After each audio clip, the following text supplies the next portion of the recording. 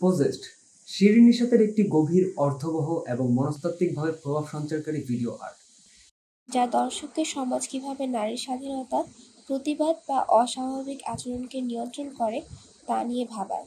পিতৃতান্ত্রিক সমাজে নারীর শরীর আচরণ কিভাবে পর্যবেক্ষণ, বিচার ও নিয়ন্ত্রণ করা হয় তার একটি শক্তিশালী সমালোচনা। এই ভিডিও এক নারীকে তুলে ধরে যিনি জনতার নজরে পাগল, রহস্যময় ও ভয়ঙ্কর এক চিত্র হয়ে ওঠেন। কিন্তু শেষ পর্যন্ত প্রশ্ন থেকেই যায়, আসলে কে পোজেসড বা আবিষ্ট? আজ আমরা পোজেসড আর্টটিকে 4টি ভিন্ন দৃষ্টিভঙ্গিতে আলোচনা করব। কেন্দ্রীয় নারী কেন্দ্রিক চরিত্রটি জনসম্মুখে অস্বাভাবিক আচরণ করেন এবং তিনি অচিরেই জনতার দৃষ্টির লক্ষ্যবস্তুতে পরিণত হন। তার বিক্ষিপ্ত অঙ্গভঙ্গি এবং অস্থির উপস্থিতি সমাজের নজর কাড়ে এবং পরিণতিকে শাস্তির সম্মুখীন হন।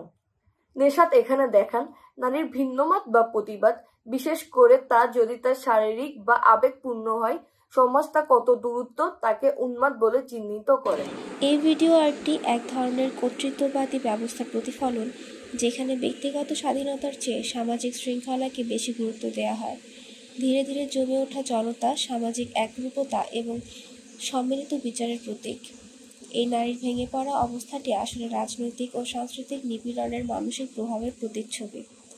ভিডিওটির শেষ ভাগে তাকে সরিয়ে ফেলা শুধু শারীরিক নয়, এটি প্রতীকীভাবে ভিন্ন কণ্ঠকে দমন করার চিত্রও তুলে ধরে। মনস্তাত্ত্বিকভাবে এই পোজেসড বা আবিষ্ট নারীর আচরণ ব্যক্তিগত ট্রমা বা মানসিক চাপের বহিঃপ্রকাশ হিসাবে দেখা যেতে পারে। তার আচরণ আমাদেরকে স্বাভাবিকতা বনাম উন্মাদনা, ব্যক্তিগত বনাম সামাজিক পরিসরের সীমারেখা নিয়ে ভাবতে বাধ্য করে। এটা পরিষ্কার নয় তিনি মানসিকভাবে অসুস্থ, আধ্যাত্মিকভাবে আলোড়িত, নাকি সামাজিক শৃঙ্খলার বিরুদ্ধে এক প্রকার প্রতিরোধ করেছেন। এই ভিডিওটি দেখায় কিভাবে ক্রমাগত পর্যবেক্ষণের ফলে একজন মানুষের মানসিক ভারসাম্য নষ্ট হয়ে যেতে পারে। সিনেমাটিক কৌশল। শৈল্পিকভাবে Iranian artist Neshat classical cinema ও থিয়েটারের মিশ্রণ ঘটিয়েছেন। সাদা কালো চিত্রায়ন দৃশ্যগুলোকে বিমূর্ত ও সময়হীন করে তোলে এবং দৃষ্টিপাত করে দেহভঙ্গি, আবেগ ও জনতার প্রতিক্রিয়ার উপর।